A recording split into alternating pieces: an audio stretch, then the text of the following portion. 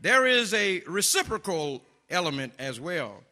Families tend to respond to a member of the family in the degree to which you have responded to them. Now, that is to say, if there's a member who's down and you have responded to that member, there's a chance that that member is going to respond back to you.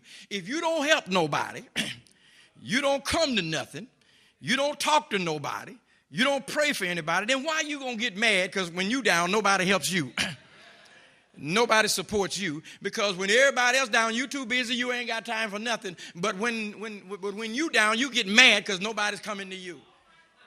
Brothers and sisters, I suggest to you today that there are millions of people all over America whose families are falling apart because these four principles that we have been guided by all of our lives, we've allowed them to get away. And so families have gotten to the place where we're living now in the same household.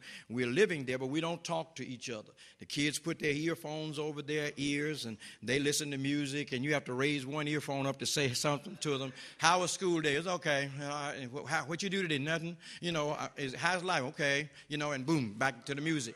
And then that extends to husband and wife. How was school? How was work today? How was everything? Okay. How was home? Okay. And that's about the end of that conversation. And then our whole conversation gets to be: sit down, get your food, clean up, make sure you clean out the bathtub, make sure you do this, do that, and our whole conversation is rules and instruction, and we have no interaction whatsoever. Families are falling apart.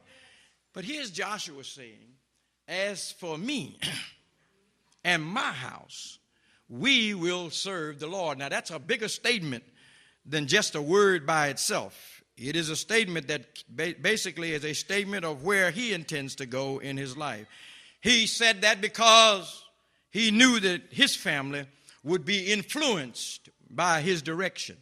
He knew he could say it and the family members would follow him because he was trying to live the life himself. You can't be the Joshua character in your family and tell the family to go to church if you're always going to the bars and the saloons. You can't be the family member that tells the children to go to Sunday school, but you never read the Bible yourself. They were going to do it because old man Joshua believed in it himself, and they watched him serve the Lord. Today, every head of a household should be ready to rise and repeat Joshua's decision. And we ought to have those words on our lips: "As for me and my house, we will serve the Lord."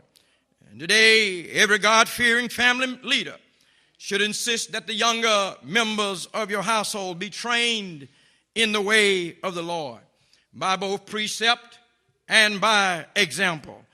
You have the obligation, those who are leading, to provide moral direction and religious training to your children.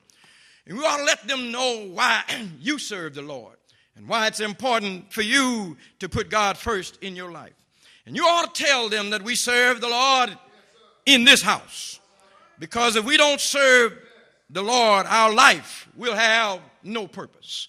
We ought to be prepared to tell them that we serve the Lord, because if we don't serve the Lord, we don't get our questions answered. We ought to say to them, we serve the Lord, because if we don't serve the Lord, our problems will have no solutions. And we ought to tell them that we serve the Lord, because if we don't serve the Lord, our loneliness will have no comfort. We ought to tell them that we serve the Lord, because if we don't serve the Lord, our prayer will have no authority, that our preachers will have no message. That we serve the Lord, because if we don't serve the Lord, our love will have no meaning. Our labor will have no reward. Regardless of our situation, the family must resolve, we will serve the Lord.